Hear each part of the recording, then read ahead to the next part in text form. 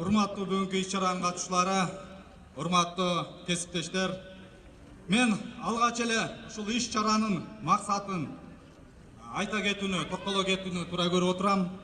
Бул иш-чараны биз уюштурулгандыгынын бирден бир себеби Кыргыз Республикасынын өкмөтү тарабынан 5 октябрь кыргызчылардын тобокелдүүлүгүн кыскартуу күнү деп жарыяланган. Ошондой эле мына бүгүнкү иш-чарага мына өзүңүздөр көргөн Дагаш менен өткөн менен салыштырмалуу айтып өттүм. Сиздердин ишиңерди жакшы билебиз.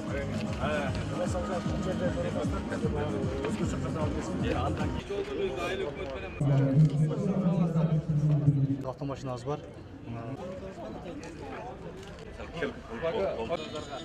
Калай жаранды коргоо бардыгыбыздын эле милдетибиз.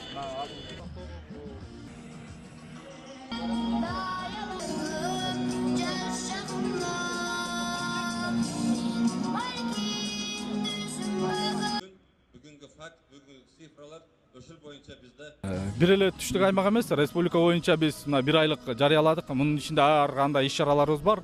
Ошол иш-чаралардын бири мына областтык деңгээлде канчалык деңгээлде даярдыгы бар экенин бүгүнкү күндө көрүп жатасыздар. Андан сырткары биз өзгөчө кырдаалдар министрлиги эмне иш жасап жатканын дагы элге биз жакындан жакын тааныштырсак деген ойдо бул иш-чаралар уюштурулган. Ар бир областтарда өткөрүлөт дагы, ошонун жыйынтыгы менен биз баа беребиз. Канчалык деңгээлде биздин кызматкерлер өзүнүн ишин элге көрсөтө алды деп.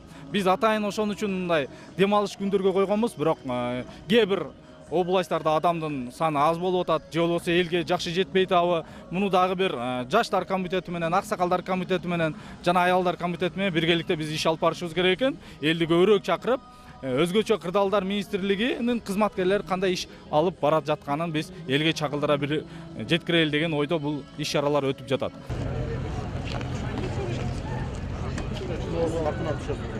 Мынакей өзүңүздөр байкагандай, жабырлануучу катуу жаракат алган учурда дал ушундай шайлоого жардам берет.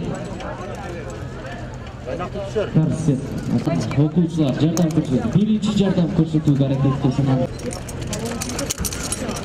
Куткаруучулар жабыркаган жаранды биринчи тез жардам кызматына көрсөтүп, экинчисин окуучуларга алып келип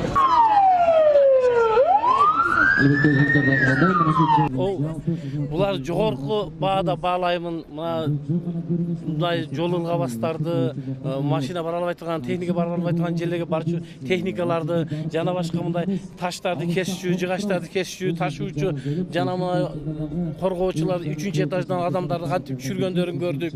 Өздөрүнүн ушундай кандайдыр коопсуздукка даяр экен, ушундай каражаттар бизде бар экен, мыкты даярдыктар бар экендигин көрдүк көзүбүз менен.